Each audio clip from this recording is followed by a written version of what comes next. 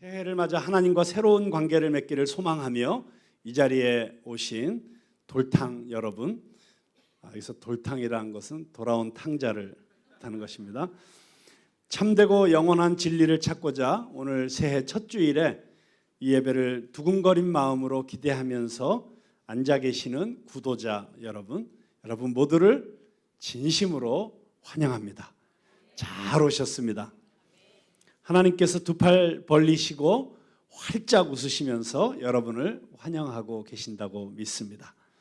그 하나님의 마음으로 우리 옆에 계신 분들에게 환영합니다, 잘 오셨습니다, 사랑합니다 이렇게 인사 나누시도록 하겠습니다.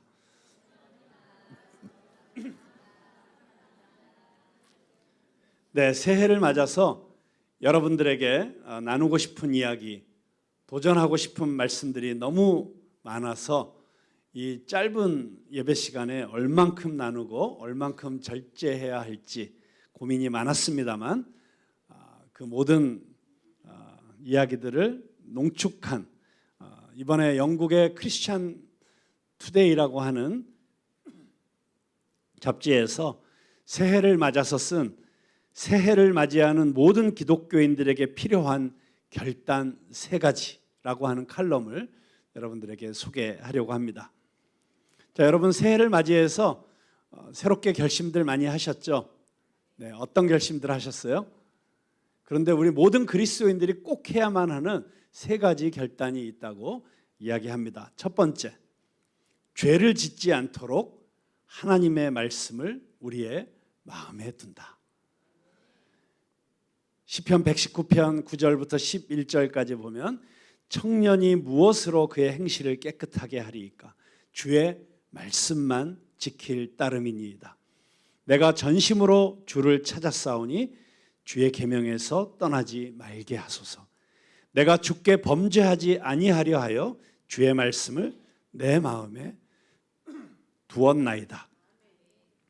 네, 여기 시편 기자는 계속해서 죄를 짓지 않기 위해서, 내가 하나님 앞에서 깨끗하게 내 삶을 지키기 위해서, 거룩한 하나님의 백성이 되기 위해서 그는 계속해서 뭐라고 얘기합니까? 주의 말씀, 주의 계명, 주의 말씀. 주의 말씀이 내 안에 가득할 때만 죄를 이기는 능력이 우리 안에 있게 되는 줄로 믿으시기 바랍니다. 그래서 모든 기독교인들은 매 순간 하나님의 말씀을 충분히 먹고 이를 밤낮으로 묵상하는 것이 가장 중요합니다. 하나님의 말씀은 우리가 하나님께로 초점을 맞추고 죄로부터 멀어질 수 있도록 도와줍니다. 비록 매 삶의 순간순간마다 우리가 선택해야 되지만 하나님의 말씀은 우리가 하나님이 기뻐하시는 올바른 선택을 할 수 있도록 지혜를 줍니다. 그래서 우리는 올 한 해 하나님의 말씀과 더 가까워지겠다 결단하실 수 있기를 바랍니다. 자, 두 번째로 그리스도를 따르는 가운데 자기 자신을 부인할 수 있도록 한다. 그것이 우리의 두 번째 결단이 되어야 되겠습니다. 마태복음 16장 24절에서 25절 말씀 보면 이에 예수께서 제자들에게 이르시되 누구든지 나를 따라오려거든 자기를 부인하고 자기 십자가를 지고 나를 따를 것이니라. 누구든지 제 목숨을 구원하고자 하면 잃을 것이요 누구든지 나를 위하여 제 목숨을 잃으면 찾으리라. 여러분 그리스도를 따르기 원하십니까? 예수 그리스도의 참된 제자가 되기를 원하십니까? 그런데 전제 조건이 있습니다. 자기 부인입니다. 자기를 부인하지 않고서는 우리는 예수 그리스도를 따를 수가 없습니다. 왜냐하면 예수님을 따른다고 하는 것은 예수님을 나의 구주로 영접하고 예수 그리스도를 나의 주라고 고백하는 그 순간 우리는 더 이상 내 인생의 주인이 될 수가 없습니다. 우리는 2명의 주인을 동시에 섬길 수가 없습니다. 오직 한 명의 주인만 섬길 수 있습니다. 우리의 신앙생활의 싸움은 무엇이냐면 내가 주인이냐 주님이 나의 주인이시냐, 언제나 그 싸움인데 올 한 해 여러분 자기 부인을 통해서 오직 주님만 내 삶의 주인 되시는 그런 신앙생활 하실 수 있게 되기를 주님의 이름으로 축원합니다. 나를 섬기게 되면, 내가 내 인생의 주인이 되면 필연적으로 이기심, 탐욕, 그리고 나의 모든 것이 그 뒤를 따를 수밖에 없습니다. 자, 세 번째로 우리가 결단해야 될 것은 우리 안에 거하시는 성령님과의 친밀함을 늘려간다. 갈라디아서 5장 16절 말씀 우리 한번 같이 읽어보겠습니다. 시작. 너희는 성령을 따라 행하라. 그리하면 육체의 욕심을 이루지 아니하리라. 모든 그리스도인들은 우리 한 사람 한 사람 안에 거하시는 성령 하나님과 더욱 친밀한 관계를 누려야 합니다. 우리가 그분과 친밀해지면 친밀해질수록, 가까워지면 가까워질수록 우리의 육체의 욕심을 억누를 수 있게 되고, 더 나아가 성령께서 우리 안에서 맺으시는 아름다운 열매들을 맺게 됩니다. 저는 올 한 해 우리의 삶 가운데 성령의 열매가 풍성하게 열리게 되기를 주님의 이름으로 축원합니다. 사랑, 희락, 화평, 인내, 자비, 양선, 충성, 온유, 절제, 이런 아름다운 열매들이 여러분들의 삶 가운데 주렁주렁 맺혀서 여러분의 삶 자체가 예수 그리스도의 편지가 되고, 여러분들이 지나가기만 해도 그리스도의 향기가 풍겨나는 그런 아름다운 그리스도인으로 다 변화될 수 있게 되기를 주님의 이름으로 축원합니다. 자, 이 세 가지 결단을 새해를 시작하는 우리의 기도로 주님 앞에 올려드리고 싶지 않으십니까? 더욱 말씀과 가까워지게 하여 주시옵소서. 내 자아를 부인하고 내 안에 주님만 사시는 참된 그리스도의 제자가 되게 하옵소서. 성령 충만한 삶을 살게 하옵소서. 여러분, 한번 이 세 가지 기도 제목을 가지고 우리 잠시 같이 합심해서 기도하는 시간을 갖도록 하겠습니다. 자비로우신 하나님 아버지, 감사합니다. 오늘 이 시간에 우리 예배를 시작하기 전, 설교를 시작하기 전 먼저 하나님 앞에 우리의 새해의 결단으로 이 기도를 올려드릴 수 있게 해주시니 감사합니다. 주님, 올 한 해 더욱 말씀과 가까워지는 한 해가 되게 하여 주시옵소서. 말씀을 읽고 묵상하고 암송하는 그리스도인들이 다 될 수 있게 하여 주시옵소서. 내 자아를 부인하고 내 안에 오직 예수 그리스도만 사시는 올 한 해가 될 수 있도록 주님, 끊임없이 나를 부인하고 내 육체의 욕심을 억누르고 오직 성령께서 내 안에 사시는 한 해가 될 수 있도록 인도하여 주시옵소서. 성령님 오시옵소서. 우리들 각 사람 마음에 가득 채워 주시옵소서. 성령 충만한 그리스도인으로 우리 모든 푸른나무 교회 성도들이 주님 앞에 나아가는 올 한 해가 되게 하여 주시옵소서. 감사드리며 예수님의 이름으로 기도드립니다. 아멘. 자, 저는 이 세 가지 결단이 우리 신앙생활의 가이드가 되고 목표가 되면 올 한 해 분명 큰 믿음의 진보와 거룩한 삶의 열매가 맺히게 되리라고 분명히 믿습니다. 자, 제가 2020년 맞이하면서 어떤 말씀으로 우리 성도들과 하나님의 말씀을 함께 공부하고 또 우리가 그 말씀을 통해서 우리의 믿음의 진보를 이루고 그리고 주님께 더욱 가까이 나아갈 수 있는 그런 한 해가 될 수 있을까 고민하던 가운데, 기도하던 가운데 주님께서 시편의 말씀을 함께 성도들과 공부하라는 이런 마음을 주셨습니다. 그래서 올 한 해는 시편을 여러분들과 함께 공부하려고 합니다. 여러분 기대가 되시죠? 정말 시편 150편, 1편부터 150편까지 그 안에 우리 신앙생활의 모든 것이 다 들어 있습니다. 그 기가 막힌 한 절 한 절 속에 우리가 필요로 하는 하나님을 향한 우리의 헌신, 또 이웃을 향한 우리의 사랑, 또 나 자신에 대한 하나님 앞에서 가다듬어야 될 그 모든 경건의 원리, 이 모든 것들이 다 들어 있습니다. 그래서 너무나도 풍성하게 올 한 해를 이 시편 말씀으로 우리가 함께 은혜 받을 수 있으리라고 믿습니다. 그래서 당장 새해 첫 주인 오늘부터 시편 1편을 시작하고 싶었는데요.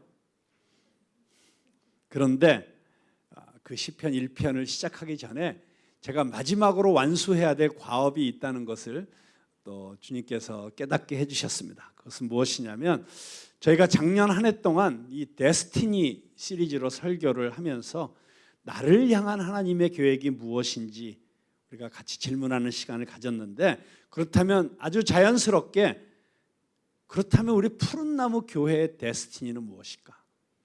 교회로서 우리는 어떤 하나님의 계획을 갖고 신앙생활을 해야 되는 것인가 하는 질문을 하게 되었습니다. 그래서 시편 설교 시리즈를 시작하기 전에 몇 주 동안 교회에 대한 말씀을 여러분들과 함께 나누고자 합니다. 예수 그리스도께서 베드로가 신앙 고백을 하고 난 후에 내가 이 반석 위에 내 교회를 세우겠다. 여러분, 그래서 이 교회는 누구 교회라고요? 예수님의 교회.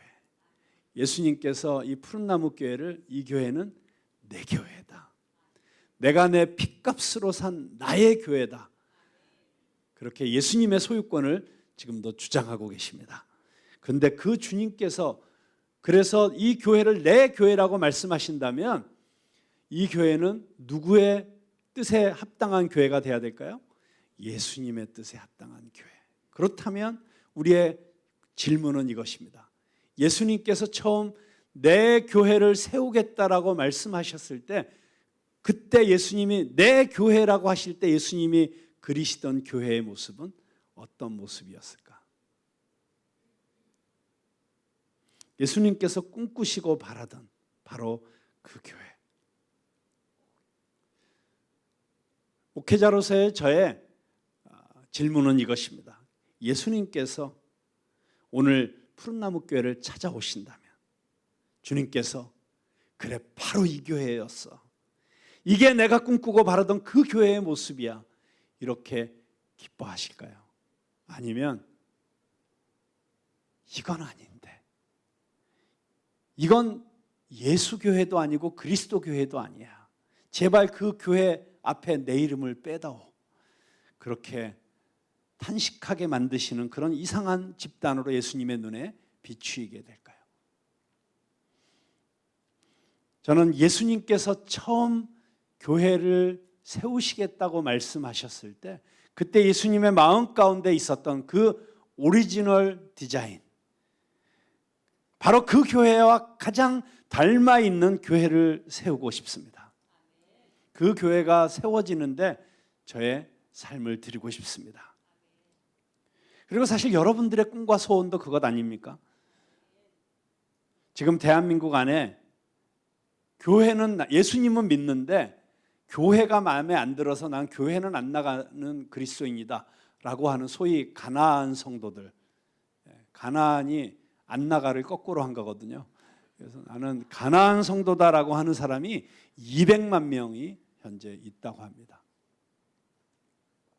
여러분, 근데 그들이 정말 찾고 싶은, 정말 나가고 싶은 그런 교회가 바로 예수님이 처음 생각하셨던 그 교회 아니겠습니까?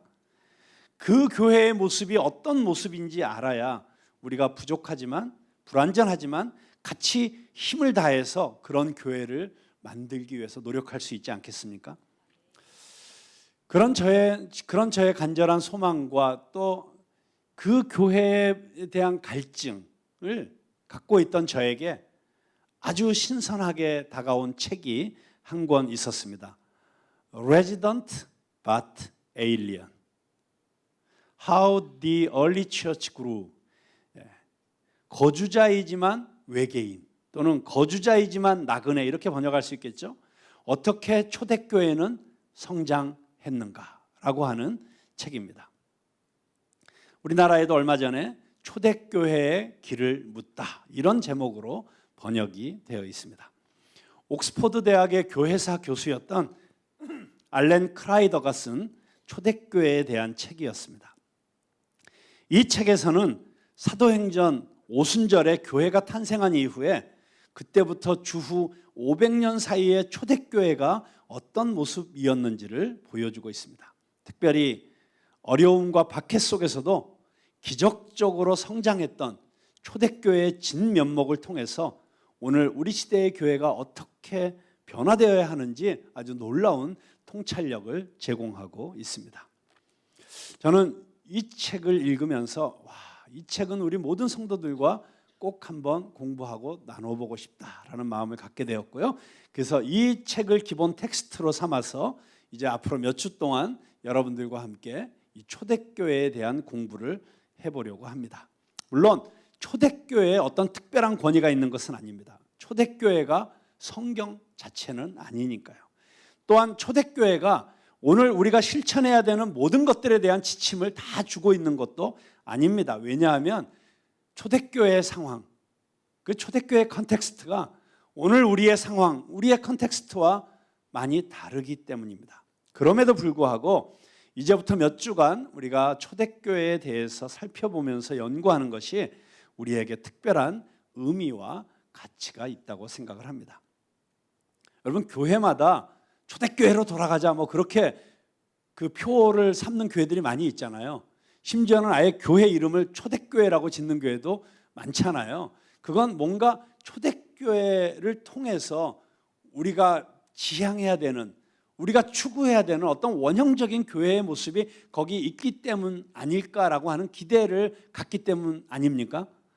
근데 오늘 저도 마찬가지로 우리가 돌아가야 될, 그리고 우리가 회복해야 될 교회의 데스티니가 가장 근사치로 담겨져 있는 교회의 모습이 초대교회라고 생각을 합니다.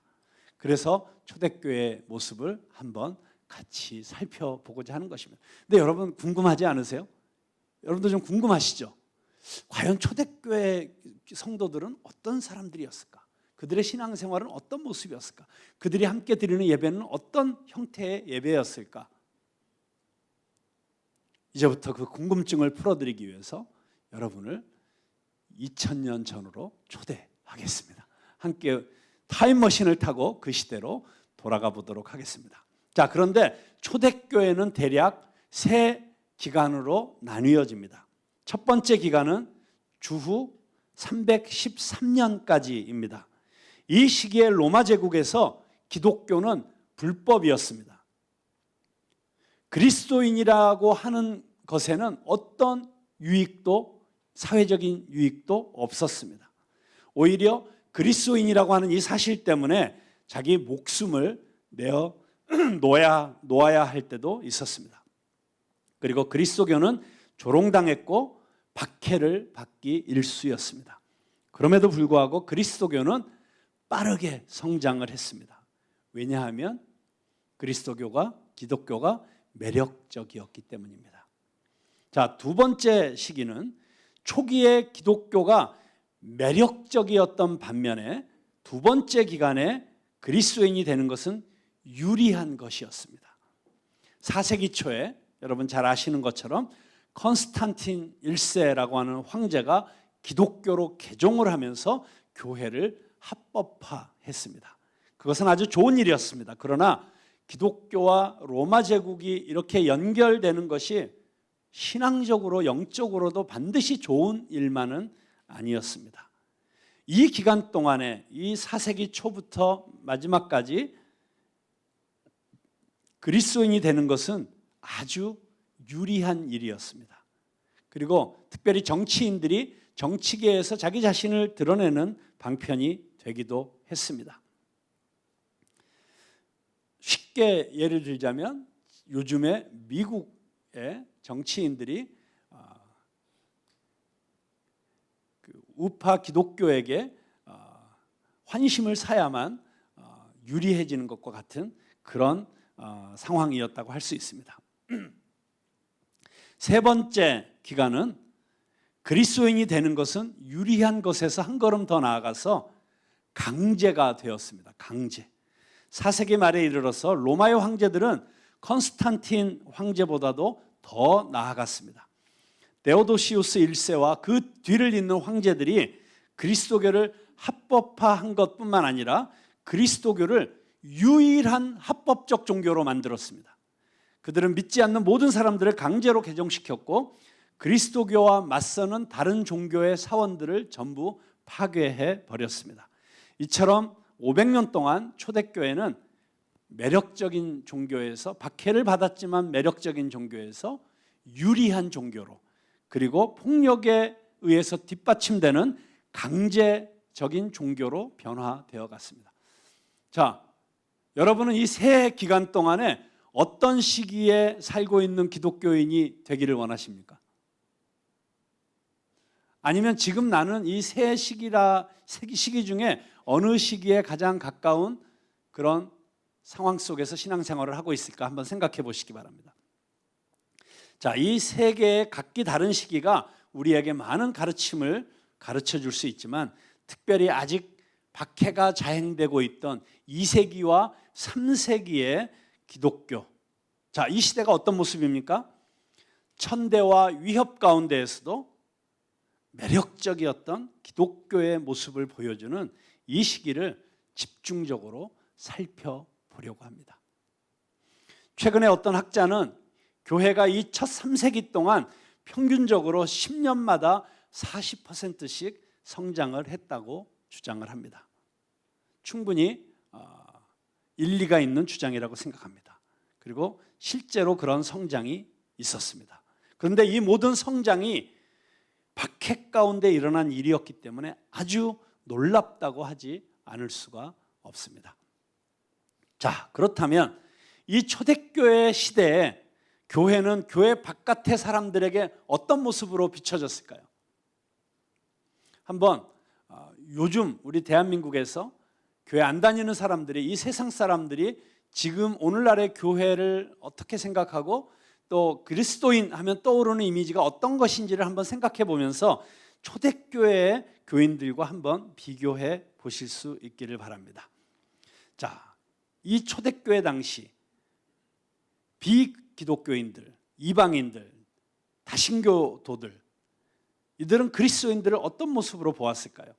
200년대, AD 200년에 북부 아프리카에서 쓰인 글을 한번 살펴보겠습니다. 그리스도인들은 신뢰할 수 없고 금지된 무법자들이다. 그들은 대중의 가장 낮은 쓰레기와 같은 계층으로부터 무식한 남정네들과 아무거나 쉽게 믿는 여자들, 괄호 열고, 원래 여자들이란 안정감 없이 쉽게 흔들린다, 괄호 닫고, 제 얘기가 아니에요. 글에 그렇게 써 있어요. 이 여자들이 모인 경건하지 못한 음모자들의 집단이다.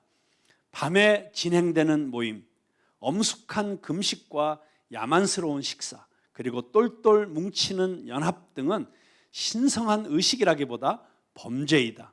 그들은 어둠 속에 숨어 있고 외부의 빛을 피하며 공공장소에서는 침묵하나 구석진 곳에서는 이야기하는 비밀 집단이다. 그들은 서로 알아가기도 전에 사랑에 빠지는 사람들이다. 자, 이게 물론 많은 오해와 편견이 가득 차 있긴 하지만 외부인들이 바라보는 그리스도인들에 대한 이미지였어요. 자, 근데 조금 전 읽어드린 이 글에서 기독교인들에 대해서 우리가 생각해 볼 수 있는 아주 중요한 단서들이 몇 가지가 있습니다. 첫째로, 초대교인들은 대중설교가 아니라 개인적이고 비밀스러운 대화를 했습니다. 이렇게 오늘날처럼 수백 명, 수천 명, 수만 명이 모이는 많은 사람들이 모인 곳에서 대중적인 설교를 통해서 기독교에 대한 이야기를, 성경에 대한, 신앙에 대한 이야기를 나눈 것이 아니라 그들은 개인적인 대화를 통해서 신앙 생활을 했습니다. 그리고 그들의 대화는 강요할 필요가 없었고 아주 자연스럽게 그 대화를 통해서 선교가 이루어졌습니다. 자신들 안에서 하나님이 무엇을 하고 계시는지, 그것을 공공장소가 아니라 조용한 구석에서 친구들과 직장 동료들, 이웃들과 속삭이면서 이야기를 했다는 것입니다. 여러분은 여러분의 삶 가운데 그렇게 개인적인 대화를 통해서 하나님에 대한 이야기를 하고 내 안에 하나님께서 어떻게 역사하고 계신지를 나누는 기회가 얼마나 자주 있는지 한번 생각해 보시면 좋을 것 같아요. 자, 그런데 한 가지 재미있는 사실은요, 그러니까 그리스도인들이 먼저 이 대화를 주도했다기보다는 오히려 받은 질문에 답을 하는 경우가 많았습니다. 믿지 않는 사람들이 믿는 사람들에게 도대체 그 예수가 어떤 사람이야? 당신들은 모여서 뭘 해? 이러면서 이 기독교에 대해서 관심을 갖고 궁금증을 갖는 사람들이 물어볼 때 거기에 대해서 답을 하는 경우가 많았다는 것입니다. 여러분, 근데 이거는 아주 굉장히 오늘날 이 시대에도 박해를 받고 있는, 기독교가 박해를 받고 있는 나라들에서 일어나고 있는 현상입니다. 특별히 중국 같은 경우에는 외국인이 중국인에게 전도를 하는 것이 법으로 금지가 되어 있습니다. 그래서 내가 먼저 다가가서 전도를 할 수가 없어요. 중국에서는 반드시 중국인이 먼저 물어봤을 경우에만 답을 하는 것이 불법이 아닌 그런 상황이라고 생각하시면 되겠습니다. 왜 그러면 그들이 이 기독교인들에게 기독교에 대한 질문을 했을까? 왜냐하면 사람들에게 그리스도인들은 아주 흥미로운 존재들이었기 때문이었습니다. 초대교인들은 사회학적으로 아주 독특한 구성원들이었습니다. 대부분 사회적 신분이 낮은 계층 출신이었고 많은 경우에 공부를 하지 못한 사람들이었지만 때로는 교육받은, 높은 교육을 받은 사람들도 있었습니다. 교회 안에는 남자도 있었지만 여자들이 훨씬 많았습니다. 초대교인들은 아주 흥미로운 일들을 했습니다. 밤에 모이고, 주로 밤에 모이는 사람들이었어요. 함께 먹고, 교회 생활에 있어서 함께 먹는다는 것이 굉장히 중요한 의미를 갖고 있었습니다. 그리고 비도덕적으로 오해될 수 있는 행동들을 했습니다. 그 중에 가장 대표적인 게 기독교인들은 모여서 살을 먹고 피를 마신다, 이런 소문이 돌았습니다. 그리고 그들이 했던 그 행위 가운데 하나는 거룩한 입맞춤이었습니다. 초대교인들의 관계는 아주 친밀했습니다. 형제 자매가 사랑에 빠졌고 거룩한 입맞춤을 나누는 것으로 그 사랑을 표현했습니다. 이런 약간은 과장된 소문들 때문에 초대교인들은 혐오를 불러일으키기도 했지만 한편으로는 아주 흥미로운 사람들로 소문이 났습니다.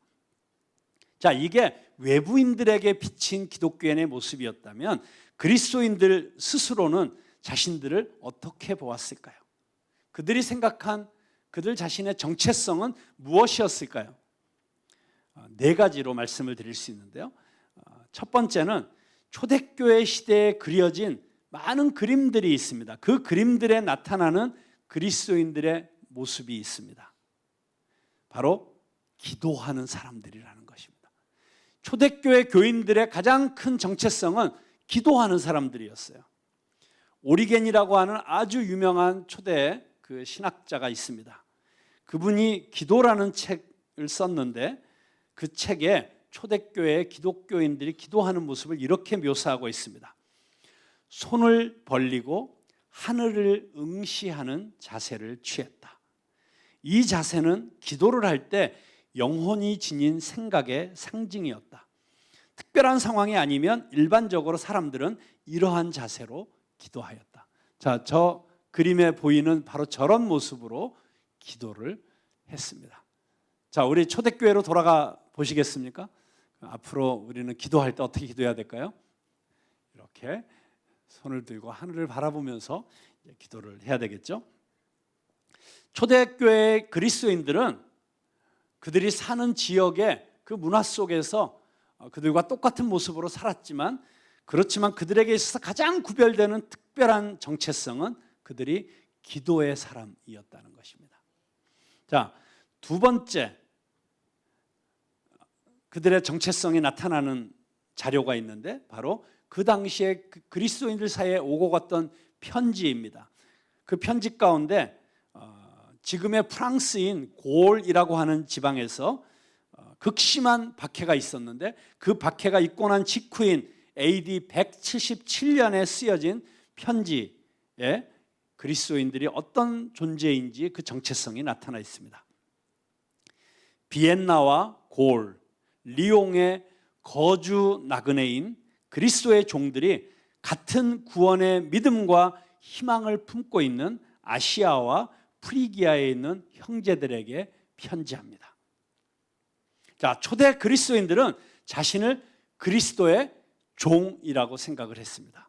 그런데 두 번째 등장하는 아주 중요한 표현이 있죠. 바로 거주 나그네, resident alien. 그곳에서 똑같이 살고 있지만 그러나 에일리언으로서, 에일리언이 외계인이라고 말할 수 있지만 우리가 나그네라고 표현하는 게 아마 정확할 것 같습니다. 그런 정체성을 가지고 살았다고 하는 것이고, 이 나그네라고 하는 정체성, 이것은 사도 베드로가 쓴 편지에도 또 많은 신약 성경의 편지들에 등장하고 있는 기독교인의 정체성이라고 할 수 있습니다.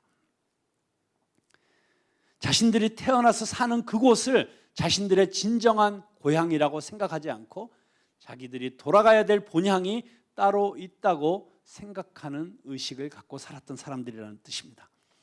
자, 여기 이 편지의 이 짧은 문장 안에 굉장히 중요한 내용들이 들어 있습니다. 그들은 비엔나와 리옹에 살고 있는 그리스도인들이었는데 그들이 아시아와 프리기아는 지금의 터키입니다. 터키에 편지를 보냈습니다. 다른 말로 말하면 다른 지역에 사는 그리스도인들과 소식을 주고받았다. 여러분, 초대교회에 보면 로마에 보내는 편지, 에베소에 보내는 편지, 이런 편지들을 통해서 다른 지역에 사는 그리스도인들에 대해서 안부를 묻고, 그리고 그들의 그 상황을 생각하고, 그리고 그들을 걱정하고 그들을 위해서 기도하고 하는 모습을 볼 수가 있죠. 그 당시에는 아직 지중해 연안에만 기독교가 흩어져 있었지만 그 안에서 활발하게 여러 다른 지역에 살고 있는 성도들과 교제하고 안부를 묻는 것을 볼 수가 있습니다. 그것은 다른 말로 말하면, 오늘날로 우리가 얘기하자면, 우리가 신앙생활이 그냥 우리끼리에서 머무는 것이 아니라 우리가 중국의 그리스도인들, 아프리카의 그리스도인들, 저 모슬렘 국가에서 신앙생활하고 있는 그리스도인들, 또 북한에서 지금 지하교회에서 예배드리고 있는 그리스도인들, 이런 그리스도인들과 영적인, 정신적인 연대감을 갖고 신앙생활을 하는 것이 마땅하다는 것이죠. 그러니까 시작할 때부터 그리스도인들은 글로벌 크리스찬들이었어요. 비록 로컬에서 신앙생활을 하고 있지만 글로벌한 꿈을 꾸고 비전을 품고 사는 신앙인들이었다. 그리고 그들은 다른 지역에 사는 사람들을 형제라고 부르고 자매라고 불렀습니다. 다시 말해서 그들을 자신들의 가족으로 여겼다는 것입니다. 그리고 그들은 구원 안에 있는 믿음과 희망을 품고 살았습니다. 바로 직전에 끔찍한 집단 학살을 경험했지만 그들은 절망을 말하지 않았습니다. 하나님의 역사와 영생의 약속 안에 있는 희망을 이야기하면서 살았던 사람들이 초대교회 그리스도인들이었습니다. 자, 초대교회의 그리스도인들의 모습 가운데 하나가 아주 기가 막히게 나타나는 한 의식이 있었습니다. 원형 경기장에서 입맞춤을 한 퍼피투아라고 하는 여인에 대한 이야기입니다. 200년경에 귀족 출신의 여인이었던 퍼피투아는 북부 아프리카 카르타고에 있는 원형 경기장에서 기독교인이라는 이유 때문에 처형을 당했습니다. 이날은 황제의 생일을 축하하는 경기가 있는 날이었습니다. 수천 명의 사람들이 그녀가 상류층 여인이나 노예와 같은 다양한 사회적 배경의 남녀 그리스도인들과 함께 처형당하는 것을 구경하고 있었습니다. 자, 이 광경을 역사책은 이렇게 묘사하고 있습니다. 군중은 그리스도인들을 자신들이 볼 수 있는 곳으로 끌어내라고 요구했다. 그들은 검투사들의 창이 그리스도인의 몸을 관통하는 것을 보고자 했다. 순교자들은 일어서서 중앙으로 나아갔다. 그리고 서로의 입을 맞추면서 자신들의 순교를 평화의 입맞춤 의식으로 마무리했다. 자, 이 광경은 그리스도인들이 그 당시에 얼마나 극단적으로 사람들의 멸시와 위협을 받고 있었는지를 보여주고 있습니다. 그런데 그러한 상황 가운데서 이 그리스도인들이 처형을 당하면서 서로 마지막 의식으로 입맞춤을 하고 있었던 것입니다. 로마 시대의 입맞춤은 이방인 사이에서도 일상적으로 행해지는 행위였습니다. 그러나 그 입맞춤은 같은 가족 안에서 또는 같은 사회 계층 안에서만 이루어지는 것이었습니다. 기독교인들의 입맞춤의 특징은 무엇이었냐면 그들은 노예나 귀족과 같은 계층을 초월해서 그리스도 안에서 한 가족들과 입맞춤을 했다는 것입니다. 예수 그리스도 안에서 모든 사회적 계층이 무너지고 남녀의 차별이 사라진 것 같은 모습이 이 입맞춤이라는 의식 안에 표현되고 있었습니다.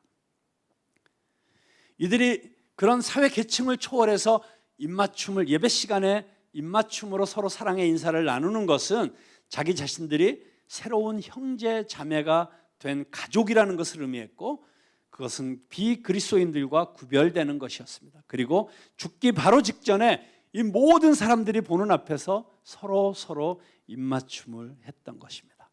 자, 이 장면을 바라보면서 그 당시에 그 원형 경기장에 가득 차 있던 사람들은 어떤 생각을 했을까요?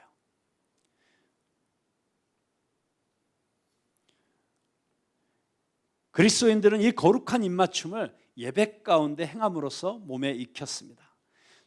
그리고 그리스도인들의 모임 가운데 행했던 이 입맞춤이 공공장소에서 그들의 신앙을 증명하는 행위가 되었습니다. 그리고 이를 바라보면서 이방인들은 저게 도대체 뭐지? 하면서 당황했습니다. 자, 마지막으로 네 번째, 초대 기독교인이 쓴 글 하나 가운데 기독교인들이 자기 자신을 어떻게 생각하는지가 나타나 있는데요. 이 글은 저자가 밝혀지지 않았지만 이 글을 받는 사람의 이름은 기록이 되어 있습니다. 디오그네투스라고 하는 사람에게 쓴 편지입니다. 그런데 이 사람에게 기독교에 대해서 변증하기 위해서 쓴 편지입니다. 이 편지 가운데 나타나는 기독교인의 자기 정체성을 한번 보겠습니다. 그리스도인들은 국가나 언어 또는 문화로 다른 사람들과 구별되지 않는다. 그들은 그들만의 도시에서 살지도 않고 그들만의 독특한 대화 방법을 쓰지도 않는다. 삶의 방식도 특별한 것이 없다. 그들이 그리스나 원시적인 도시 어디에서 살든지 의복이나 음식 그리고 다른 일상생활의 방식에서 그 지역의 풍습을 따라 산다. 동시에 그들은 자신들의 국가에서 살지만 거주민이자 나그네의 정체성을 가지고 살아간다. 자, 여기 또다시 등장하죠. 거주민이자 나그네. 시민으로서 모든 일에 참여하지만 외국인으로서 모든 것을 참고 산다. 모든 낯선 땅이 자신들의 조상의 땅이라고 생각하지만 모든 조상의 땅이 또한 낯선 땅이다. 여느 사람들처럼 결혼하고 아이를 낳지만 자녀를 버리지는 않는다. 자신의 집을 다른 사람들에게 제공하지만 침대를 더럽히지는 않는다. 모든 사람을 사랑하지만 모든 사람에게 박해를 받는다. 그들은 가난하지만 많은 사람을 부요하게 한다. 간단히 말해서 영혼이 육체 안에 있는 것과 같이 그리스도인들은 세상 안에 있다. 자, 이게 초대교회의 교인이 누군가에게 기독교를 설명하면서 쓴 글에 나타나고 있는 그리스도인의 정체성입니다. 여러분, 갑자기 예배 시간이 아니라 무슨 신학교 강의 시간에 와 있는 것 같아서 좀 앞으로 좀 괴롭겠구나 이런 생각이 갑자기 드세요? 근데 우리 푸른나무교회 성도들은 어느 정도 이렇게 좀 깊이 있는 공부를 해야 된다는 그런 바람을 종종 제가 들었기 때문에 우리 성도님들이 이제는 너무 쉬운 이야기보다 좀 이렇게 좀 아카데믹하게 공부도 좀 하는 그런 분위기로 가는 것도 나쁘지 않겠다고 생각하는데 괜찮으신가요? 네, 좋습니다. 자, 이 편지 안에 나타나고 있는 그리스도인의 정체성을 이렇게 생각해 볼 수 있겠습니다. 그리스도인들은 입는 것, 말솜씨, 관습 모든 면에서 여타의 다른 사람들과 구별되지 않았어요.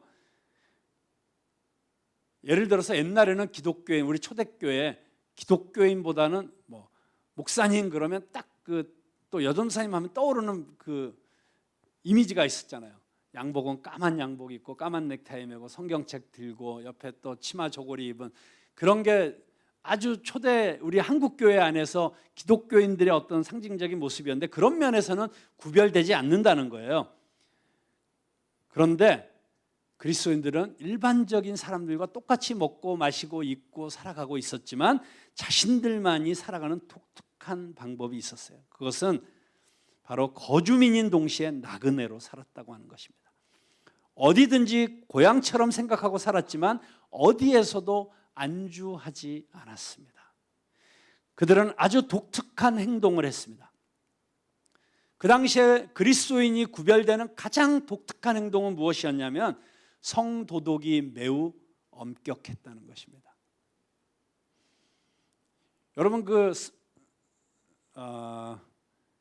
가끔 TV에서 고대 로마 시대 이야기를 다룬 스파르타쿠스나 이런 드라마 보시면 얼마나 성적으로 난잡한 게 그 사회적 분위기였는지 충분히 짐작할 수 있지 않습니까? 그런데 그렇게 성적으로 문란하기 이를 데 없었던 그 사회 속에서 그리스도인들은 아주 엄격하게 성적인 순결을 지키는 사람들이었다고 하는 것입니다. 그리고 두 번째로 경제적인 특징이 있었는데 그들은 나누어 쓰며 살았다는 것입니다. 그것은 사도행전에 나타나는 교회의 모습 속에서도 이미 드러나고 있는 것이죠. 경제적으로 그들은 그리스도인이라는 이유 때문에 내 것 없이 그렇게 서로 필요에 따라서 아낌없이 자기의 소유를 나누고 사는 그런 사람들이었다고 하는 것입니다. 여러분, 저는 이 두 가지만 우리가 확실하게 초대교회의 모습을 따라해도 대한민국 안에 혁명이 일어날 거라고 생각합니다. 자, 세 번째 특징은 무엇이었냐면 극심한 박해 가운데서도 박해받는 사람들을 포함한 모두를 사랑했다는 것입니다. 여러분, 초대교회 교인들의 가장 큰 특징 중에 하나는 사람을 가리지 않고 이웃을 사랑했다는 것입니다. 심지어 자기들을 박해하는 사람들까지도 사랑하는 사람들이었고 그들을 진심으로 사랑했다는 거예요.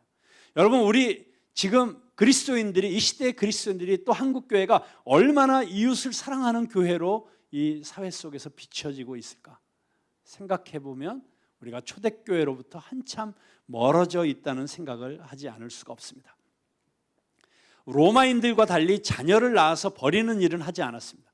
많은 로마 사람들이 아이가 태어났을 때 장애가 있거나 못생겼거나 하면 쉽게 아이들을 버리는 풍습이 있었습니다. 사실 중국에서는 최근까지도 한 가정에 한 자녀밖에 못 갖는 법이 있었기 때문에 장애를 가진 아이가 태어나면 버렸어요. 그래서 그 아이들을 모아다가 키우는 수녀원이 있었고요. 우리 교회가 가깝게 지내는 우리 정한덕 선교사님이 그런 아이들을 데려다가 키우면서 지금까지 살았던 이야기를 우리가 잘 알고 있습니다. 그런데 그리스도인들은 생명을 대하는 태도가 달랐습니다. 아기를 버린 적이 없었습니다. 낙태도 하지 않았습니다. 오히려 이방인들이 버린 아기를 구하기 위해서 쓰레기 더미가 있는 곳을 자주 찾아가곤 했습니다. 우리나라에서도 베이비박스라고 해서 버린 아이들, 아기 버릴 수 있도록 박스 만들어 놓는 곳이 두 군데가 있는데 두 곳이 다 교회에서 운영하는 곳입니다. 교회 내에 여성이 남성보다 더 많아지게 되었고 그래서 믿는 남자를 구하지 못해서 불신자와 결혼하는 상황을 낳게 되었습니다. 그래서 초대교회의 가장 큰 관심사 중에 하나는 비그리스도인 남편을 어떻게 복음화할 것인가. 그것이 교회의 중요한 과제였습니다. 그리스도인들은 자신들이 속한 사회의 영혼이었고 그들 스스로 그런 자신감과 자부심을 느끼고 있었습니다. 자, 이것이 아주 제너럴한 일반적인 초대교회의 모습이었고 초대교회는 성장했습니다. 어떻게 성장했을까요? 초대교회가 이런 상황 속에서 성장했다는 것이 아주 이상하지만 흥미로운 사실입니다. 스코틀랜드의 선교학자인 앤드류 웰스라고 하는 분이 하나의 종교가 널리 전파되기 위해서는 두 가지 원리에 부합해야 한다. 이런 주장을 했습니다. 그 두 가지 원리란 무엇이냐면 첫째는 토착화의 원리입니다. 인디지나이징 프린시플. 어느 곳에 갔을 때 그곳과 이렇게 토속적인 그 문화와 섞일 수 있어야 된다는 거예요. 토착화의 원리. 그런데 두 번째 원리가 있는데 순례자의 원리입니다. The 필그림 프린시플. 자, 토착화의 원리라고 하는 것은 사람들이 이해할 수 있어야 된다는 거예요. 어떤 문화 속에서도 낯설지 않고 모든 문화로 번역이 가능한 것이 토착화의 원리입니다. 이 토착화되지 않으면 그 종교가 전파될 수가 없어요. 근데 두 번째 원리는 그렇게 토착화되어 있지만 동시에 순례자가 되어야 된다는 거예요. 이 순례자의 원리라고 하는 것은 이 종교가 우주적인 보편적인 가치를 가지고 있고 어느 곳에서도 완전히 적응하지 못하며 모든 문화를 정면으로 부딪혀서 변화시킨다. 여러분, 굉장히 모순적이고 역설적이죠. 토착화의 원리는 그 문화 속에 스며들어가야 되는데 순례자의 원리는 그 문화와 부딪혀서 변화시켜내는. 이 두 가지 역설적인 원리가 공존해야 한 종교가 널리 퍼져갈 수 있다고 하는 것입니다. 그런데 놀랍게도 초대 그리스도교, 초대 기독교는 바로 이 두 가지가 기가 막히게 조화가 되어 있었던 교회였습니다. 로마 제국의 그리스도인들은 다른 사람들과 똑같이 옷을 입었습니다. 그러나 그들은 다른 가치관을 가지고 있었습니다. 그리스도인들의 이 구별된 가치관 그리고 그들의 삶의 모습은 아주 흥미로워 보였고 소문거리가 되었습니다. 여기서 한 가지만 우리 스스로 질문했으면 좋겠습니다. 내 직장에서 또는 내 일터에서, 가정에서 혹시 믿지 않는 사람들 속에서 살고 있다면 그들에게 있어서 나는 흥미로운 존재인가? 내가 믿고 있는 이 신앙 때문에 나는 아주 흥미로운 존재이고 무언가 소문거리가 되고 있는 사람인가? 그리스도인들은 초대교회 때는 늘 입소문의 대상이었습니다. 그리고 사람들은 이 그리스도인들은 매력적이야. 그들의 무엇인가가 나의 허기와 갈증을 향해 말하고 있어. 그렇게 느꼈습니다. 초대교회 그리스도인들은 이상하지만 아주 흥미로웠습니다. 여러분, 한번 그런 존재가 되어보고 싶으세요? 이상하지만 흥미로운 존재. 세상 속에서 뿌리를 내리고 살아가는 나의 모습은 우리의 믿지 않는 이웃들에게 어떤 모습으로 비춰지고 있을까요? 세상 사람들과 똑같이 살아가고 있지만 저 사람은 뭔가 달라. 좀 이상해. 그런데 묘한 매력이 있어. 그게 뭘까? 나도 알고 싶다. 거주자이지만 나그네. 이 초대교회 교인들의 특성이 우리 교회 안에 또 우리 성도들의 삶 가운데 나타나고 있을까요? 같이 고민해 보면서 다음 주에 좀 더 많이 알아보려고 합니다. To be continued. 기도하겠습니다.